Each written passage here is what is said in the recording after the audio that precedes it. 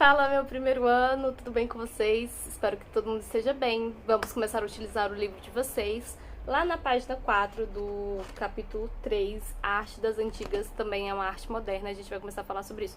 Eita, deixa eu vir um pouquinho pra cá, senão vocês vão que minha cama tá desarrumada. Olha só, gente, arte das antigas também é uma arte moderna. A gente tem aí o ponto de partida, que é um encaminhamento didático que nós temos para começar a nossa aula. Eu vou começar a guiá-los para se questionar e pensar em relação a esses conteúdos que estão sendo abordados aqui, mas a tarefinha de casa para vocês é justamente essa da página 4, responder essas 4 questões que estão aí dispostas no livro, tá? E como vocês já sabem, a gente vai estar corrigindo quando voltarmos às aulas. Vamos estar corrigindo não, vamos estar vistando, que corrigindo a gente já vai estar durante as nossas aulas, tá bom? E aí eu peço para que vocês observem essas imagens que são trazidas, são colocadas no livro da página 4. E diz na primeira pergunta, que relações é possível estabelecer entre todas essas imagens? Acho que tá bem nítido, tá bem específico, né? Tá bem didático para que vocês consigam compreender. Por que elementos antigos continuam a ser utilizados como referências em trabalhos atuais? É um questionamento interessante para que seja respondido também. Caso não possua espaço para você responder no seu próprio livro, pode responder ou no caderno ou pode tentar encontrar o outro lugar. Não, responda no caderno, responda no diário de bordo, coloca lá como ponto de partida para iniciar o capítulo 3. E que outros elementos do seu cotidiano podem ser relacionados com civilizações antigas, como a do Egito, por exemplo? Gente, eu acredito que tantas coisas podem ser relacionadas. Enfim, isso é um questionamento para vocês. Como você vê os trabalhos que usam como referência obras de arte de outros tempos? Esses trabalhos são novas criações ou são cópias? Boa pergunta, porque faz a gente se questionar sobre a importância da arte, do que é a arte de fato, né? A arte, ela é cópia? A arte, ela é uma nova reprodução? A arte, ela se utiliza daquilo como inspiração?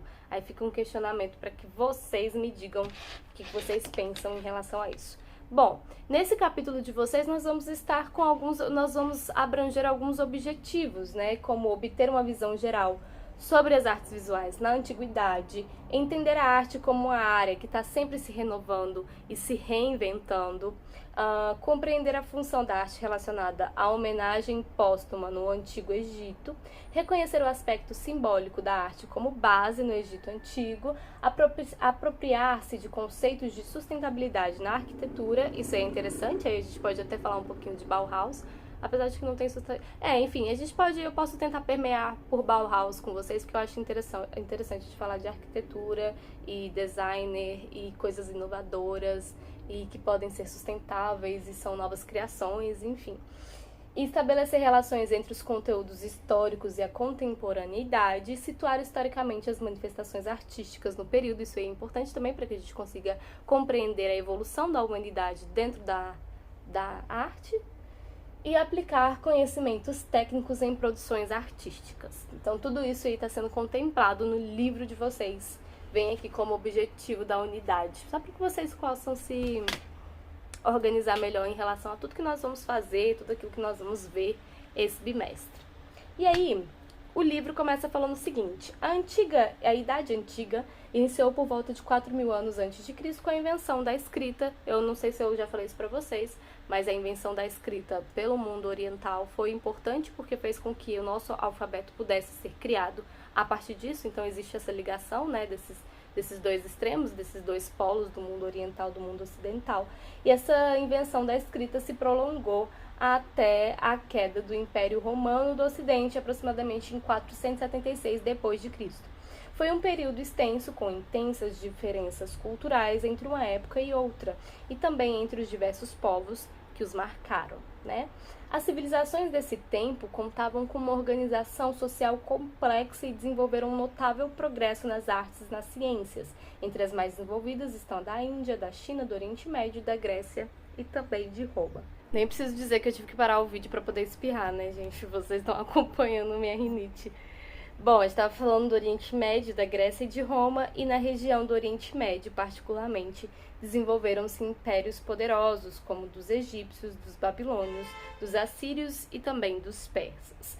Os sumérios habitavam a região ao sul da Mesopotâmia, onde atualmente ficam Iraque e Kuwait, e foram um dos primeiros povos a realizar construções monumentais, que é exatamente isso que a gente vê, essas construções de quase 4.500 anos atrás. Foram um dos primeiros povos a realizar construções monumentais, e os zigurates, que tinham forma piramidal e fins religiosos, e elaboraram um sistema de escrita pictográfica, que é um sistema de escrita antigo que representava as ideias por meio dos seus desenhos simbólicos, tá? Os zigurates também foram comuns na Babilônia, na Síria, situados onde atualmente é o Iraque, e em outros países e outros impérios também próximos. As formas piramidais alcançaram enorme sucesso no Egito, com construções como as de Gizé, que por sua beleza artística e importância histórica ainda são dos pontos mais visitados em todo o mundo. Durante a dinastia dos faraós, as pirâmides com andares foram substituídas por pirâmides de face lisa e triangular. Então, se antes elas eram construídas com os andares, né, para que você pudesse, enfim, se locomover, agora elas passam a ser criadas de maneira mais lisa e totalmente triangular. E houve também um desenvolvimento marcante das pinturas multicoloridas em relevo com repertório de imagens da vida cotidiana. Na China, houve um grande florescimento artístico durante a dinastia Shang, que contou particularmente com uma rica produção de vasos de bronze, nos quais foram utilizados técnicas requintadas, decorados com formas de animais, como os dragões, que é muito evidente, muito cultural, né, da China. E a gente também tem esses vasos que foram utilizados, técnicas requintadas, decorados com formas de animais e monstros fantásticos como fênix, etc., sobre esse fundo geométrico. Então percebam que essa ideia geométrica ela estava presente, ela é muito presente nesse mundo do Egito, né, nessa construção egípcia, mas ela também tem reverberações em outras culturas. E a gente percebe que isso também influenciou, inclusive, na criação da nossa própria unidade federativa onde a gente mora, que é Brasília, né, que existem aí alguns rumores de que foi criada e inspirada justamente numa cidade egípcia, de criação triangular, enfim. Com esses monumentos. São alguns tipos de questionamentos que as pessoas fazem, né? Existe uma história por detrás disso, dizem, né? Que existe, enfim, que teve essa relevância justamente por essa aceitação do mundo com criações egípcias. Acho que vocês conseguiram entender. Em 2500 a.C., as cidades de Harappa e Mohenjo-Daro, na Índia, eram centros de uma civilização bem-sucedida e adiantada tecnicamente, ou seja, eles eram muito bem adiantados de maneira tecnológica, eles eram, né, as suas construções a gente vê hoje em dia e pensa, meu Deus, como foram construídas, de tão incríveis que são. E eram esses centros de uma civilização bem-sucedida, que nessa época eram comuns os selos com figuras de animais em pedra-sabão e também estatuetas de terracota. Vocês vão ver que essa estatueta de terracota foi muito utilizada quando a gente fala sobre idade de arte rupestre, idade da pedra, enfim, as estatuetas de terracota eram utilizadas, eram feitas assim. A estatueta de Vênus, né? Vênus de Willendorf, por exemplo, é uma estatueta feita de terracota. E essa pedra-sabão a gente encontra até mesmo requisitos não, né? Bem utilizada dentro do barroco com o Aleijadinho, por exemplo, ele faz lá seus 12 apóstolos justamente de pedra-sabão. Então, são materiais que são utilizados em várias criações, tanto no período antigo, quanto num período mais próximo, mas também antigo, né? Século XVII. É um período antigo. E aí, com a antiguidade, tem mais de 4.000 anos, aí a gente tá falando de um período bem antigo mesmo. Muitas outras civilizações se desenvolveram nesse período, e as primeiras delas são conhecidas como pré-clássicas, pois são anteriores ao surgimento das civilizações gregas e romanas, conhecidas como clássicas e marcadas por um período de grande florescimento nas artes.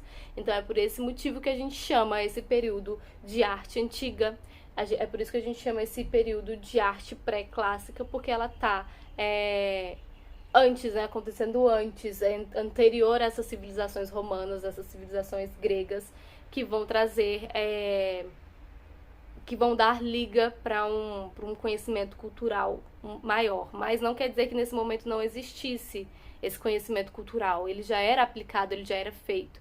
Só que o reconhecimento ele veio muito depois, com um estudo, enfim, mais aprofundado de todas essas questões. E aí a gente fala sobre arte antiga. A antiguidade nas artes visuais é caracterizada geralmente pela presença de obras de grandes proporções, como monumentos, representação da hierarquia de classes, que sejam soberanos, sacerdotes, escravos, etc., e de deuses de cenas do cotidiano, muitas delas com a presença de animais, principalmente bovídeos. Isso aí é bem característico.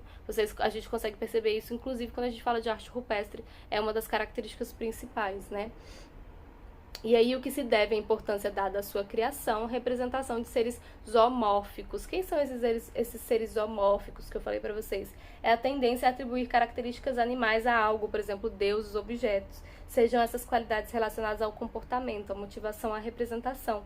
O zoomorfismo é comum na religião e na mitologia, então se utiliza bastante esse zoomorfismo existente de fazer com que a gente atribua características animais a esses deuses, né? Existe, quando a gente fala até sobre a cultura brasileira, né? Eu estava vendo esses dias essa mitologia existente através da onça, que tem essa característica mitológica de ser um deus, enfim.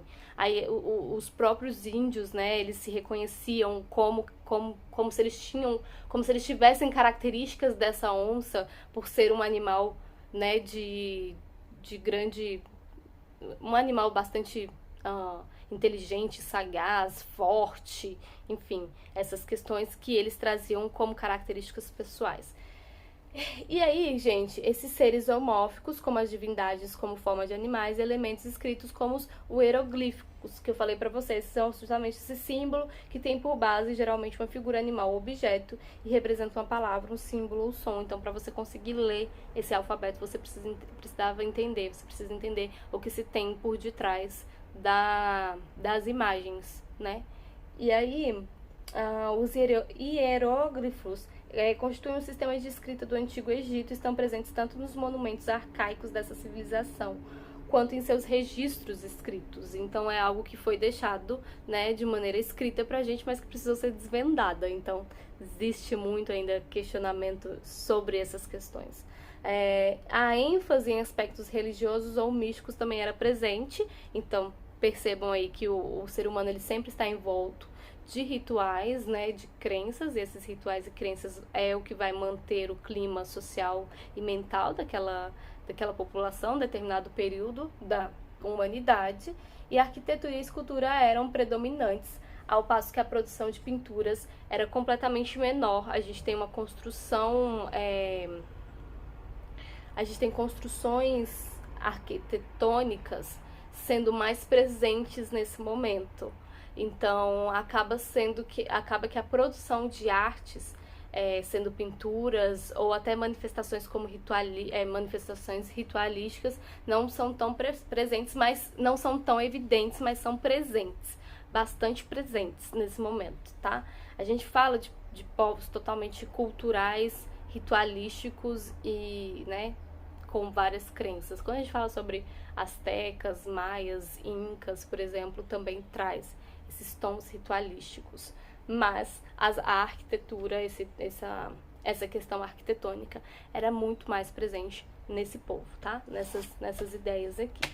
E aí a arte egípcia, o povo egípcio era profundamente influenciado pelas tradições religiosas e mágicas e pela crença em formas transcendentais. O Antigo Egito testemunhou uma intensa atividade cultural, cuja história é organizada tradicionalmente em período pré-dinástico e período dinástico, este último dominado pela figura do faraó, o representante máximo que tinha amplos poderes políticos e religiosos. E aí a gente vai ver aquelas representações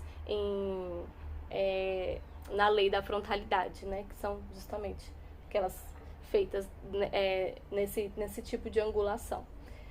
E aí a gente tem na página 7 algumas atividades, 3 perguntas, que diz o seguinte: observe na imagem que a figura central é maior que as outras à sua volta. Aí faz com que você se questione, né, do porquê que essa imagem é bem maior do que as outras que estão em sua volta. Então, por que essa figura foi representada assim, que outros elementos há na imagem e que tipo de cena é representada? Então, eu vou pedir para que vocês façam como dever de casa, além da página 4, a página 7, nós estaremos corrigindo na nossa próxima aula, mas eu estarei vistando quando nós voltarmos, tá? Que aí fica mais organizado dessa maneira. Foi algo acordado também através do nosso conselho de classe, que seria mais organizado, basicamente, para que a gente conseguisse se organizar melhor em relação a isso. Mas não é para que vocês deixem de fazer, tá bom, gente? Não é nada disso, é para que vocês façam. E aí, na nossa próxima aula, a gente continua da página 7. Tudo que eu falei até então, tudo que eu li com vocês, é para que a gente leia o material. Mas foi tudo falado nas aulas anteriores. A gente tem 2 aulas que a gente começa do segundo bimestre. A primeira foi exatamente dando essa introdução aqui para vocês. Aí a segunda a gente deu uma situada sobre o que é a arte de fato, para que vocês consigam compreender a arte egípcia, né, a arte antiga. E aqui a gente recapitulou tudo que nós tínhamos falado na primeira aula e partimos para falar sobre a arte antiga e a arte egípcia. E aí, para isso, eu preciso que vocês façam essa atividade, tá bom? É só isso, meninos. Fiquem com Deus, espero que estejam bem. Qualquer tipo de dúvida, podem me perguntar, que eu estarei aqui para auxiliá-los, tá bom? Fiquem com Deus, até a próxima.